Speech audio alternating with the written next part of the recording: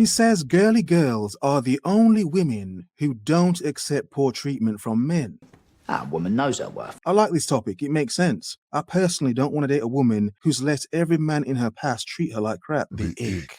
It's like, no, for me, that's a red flag and a turnoff. One thing about girls, they're not the ones ended up with the emotionally unavailable men. And here's why. A girl's girl is a girl's girl to herself, first and foremost. And only in your pick-me era can you make it make sense to waste your time trying to get through to a man who is emotionally underdeveloped and potentially stunted. Like, his needs far exceed your expertise, babe. But in your pick-me era, this makes all the sense in the world. Because the bigger the chase, the bigger the reward. And the thought of getting through to somebody who is otherwise unbreakable is enough to make you make really dumb decisions. The bigger the chase, the bigger the reward. Remember that point. I'm going to bring it up later. No reward is worth this. However, I would never say this if I hadn't been through it, so I can't judge. And back to the beginning. One thing about girls, they're not the ones ended up with the emotionally unavailable men. Are you sure about that? Let me stop there. I'm not sure how true that is, but I do like it. Why? I've said this many times before in many ways, and I'll say it again now. I'm not attracted to women who have let men treat them like absolute shit through a lot of their dating life. From my perspective, if you as a woman don't care enough about yourself to see you being treated like crap, but it's because of your trauma you enjoy the chase to make him want you and accept you. Therefore, you will give him everything, and you end up with nothing in the end apart from more trauma.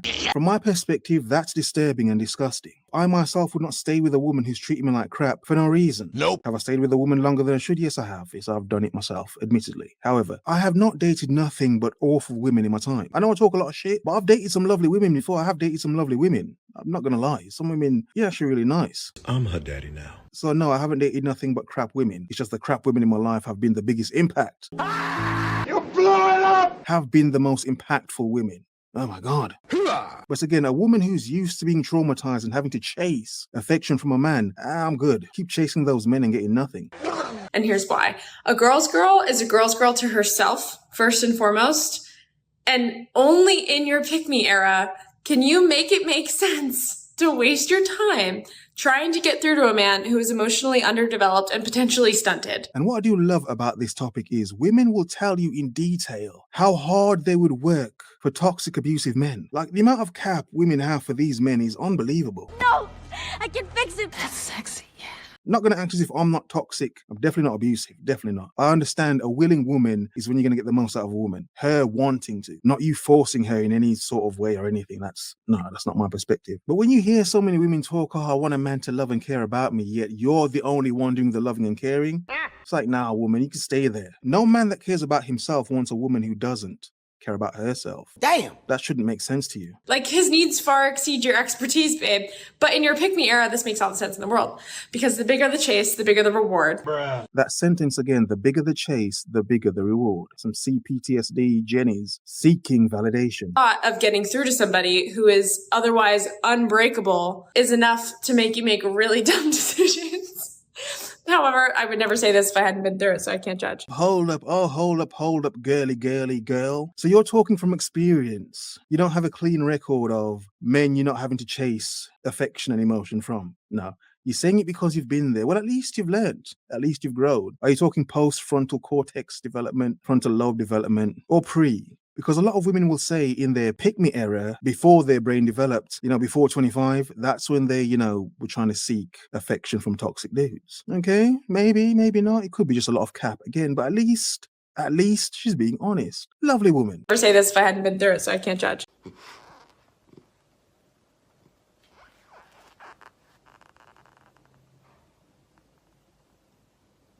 And I felt like all I have to do is be like a pretty bad bitch who has a college degree, who travels the world, who makes good money, who is like very, just very fun and charismatic. I just felt like all of the other things I could just like cover it up. Covering it up. To bring up that sentence again, the bigger the chase, the bigger the reward. Now, sometimes as men, we may feel that way in terms of pursuing certain women. It's like, she's probably out of my league. But if I get her, oh, the power. Yes! The power. as a man. But when women do, it's not really healthy for them, is it? Now, if you're a trash, toxic dude, you need women to be broken so that you can have power over them. That's good for you. It's a bit weak from my perspective, but whatever. You actually do deserve the very best, and you really don't have to settle for less. And I know that you know this, but you won't feel your incredible worthiness until you go within and address the root. Go at your own pace and give yourself grace.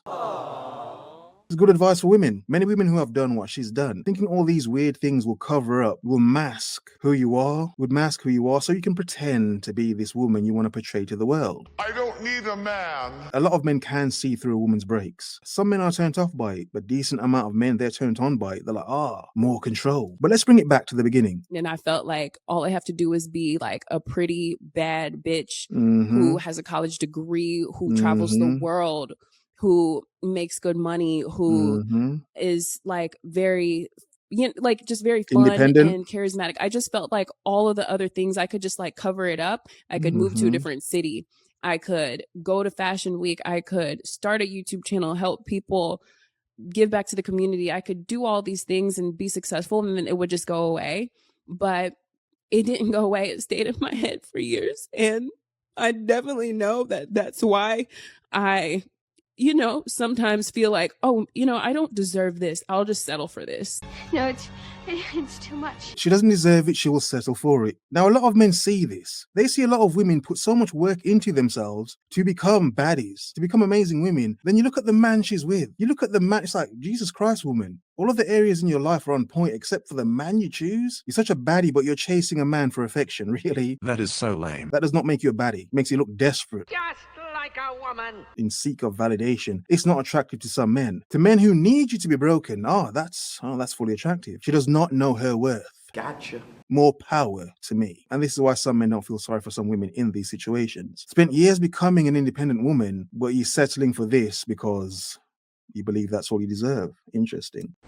The girls who think they're too good to try and be pretty and think that the world doesn't respond to a woman's beauty are usually the most unhappy, miserable, lonely woman I know. Hi, my name is Trish and I'm a feminine soft skills expert. Sometimes I say a lot of things that I think people don't really like, but to be honest, that doesn't really concern me. The people who I think will really find my content relatable or agree with some of the things I have to say, those are the people that know what's up. They're usually not being brainwashed and believing everything that society tells them. And modern day society has us feminist women thinking that you don't need to be pretty and that you can act like a man and you're gonna have this like happy ass life. But I think it's the opposite. The women like myself who know that being pretty is a privilege, that know that trying to look good will give them more in life, and they actually end up making more money, they actually end up in relationships, they end up being wifed up for that very reason because they're not stupid. Wait for it. When they be acting like pretty girls can't get cheated on. Bullshit. Pretty girls can't get cheated on. Yeah, that's BS. A lot of pretty girls are cheated on. But this this video is just funny. I don't really have much context to add to it. This one's just hilarious. I got cheated on, and at least the lady he cheated on her with look half decent. My husband cheated on me with a lady with Down syndrome. What? God. My husband cheated on me with a lady with Down syndrome. Damn, that must hurt. That must traumatize you down. That was hurt. And this guy down the bottom right in the red, he doesn't make it any easy, does he? And it wasn't the fact. It wasn't the fact that she had Down syndrome. Why is he screaming? It wasn't the fact that she had Down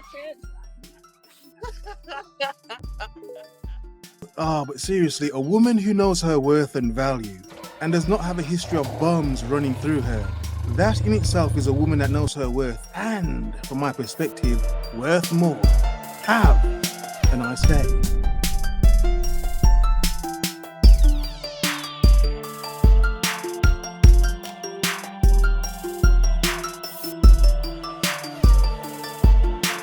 No reward is worth this.